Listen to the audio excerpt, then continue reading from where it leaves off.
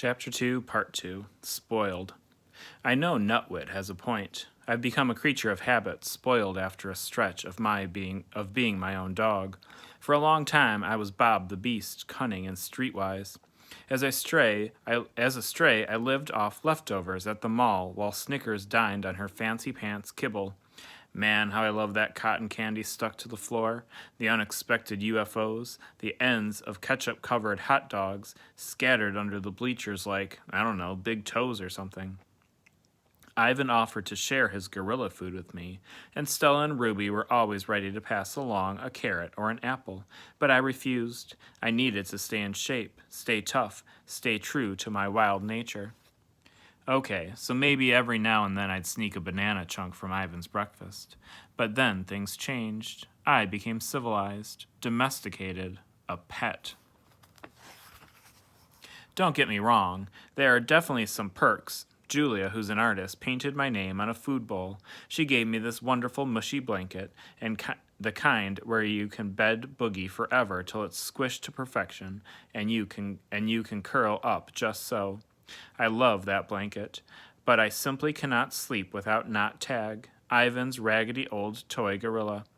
Course, just when I get my blanket and Not Tag imprinted with the right amount of Eau de Bob, Julia's mom does the unthinkable, puts them in the washing machine and removes every last bit of me.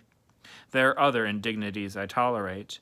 The daily walk on a tug-of-war string after going stringless my whole life.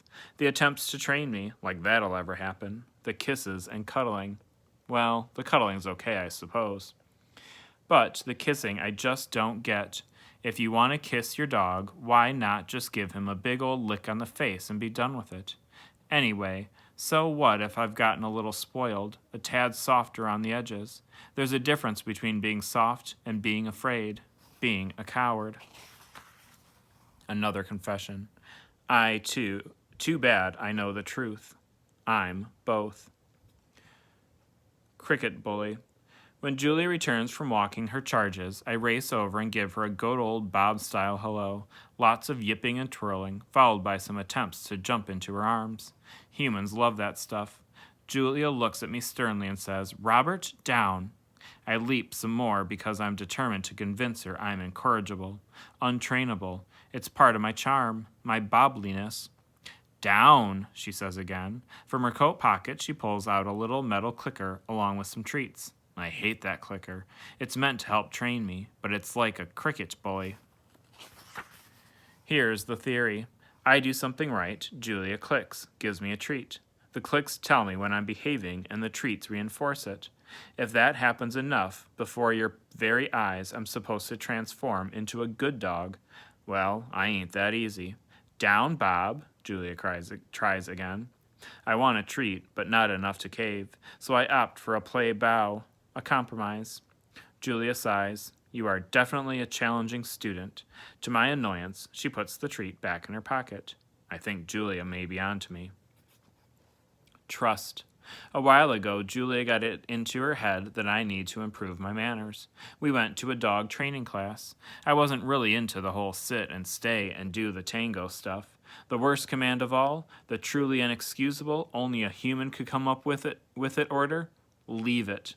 Leave it means, walk on by, Bob. Sure, there's a piece of bacon just inches from your drooling pie hole, but do me a favor and just pretend it's not there, okay? Not okay. Where I come from, you never pass up a free meal.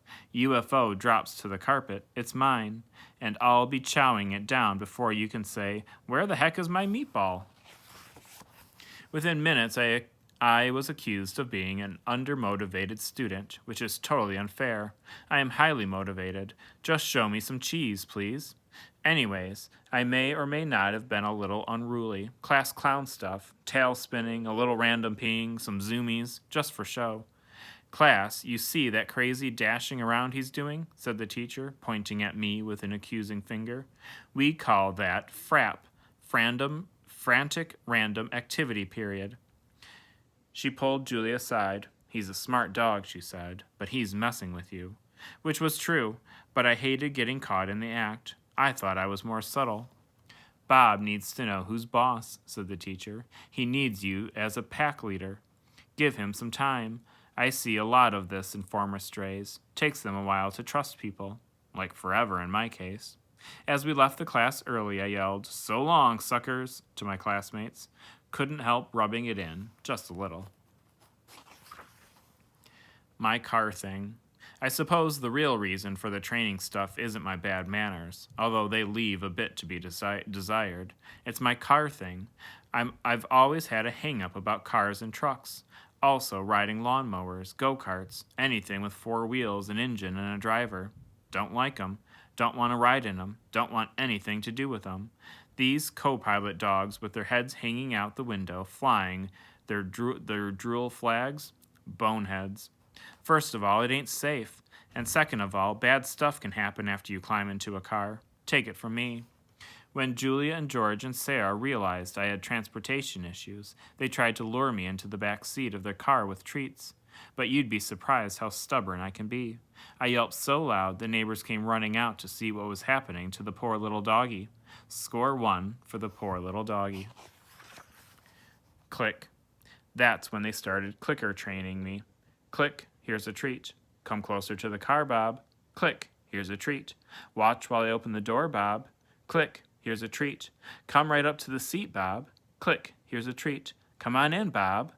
Bob? Bob? Bob, where are you, Bob? Yeah, it was like that a lot.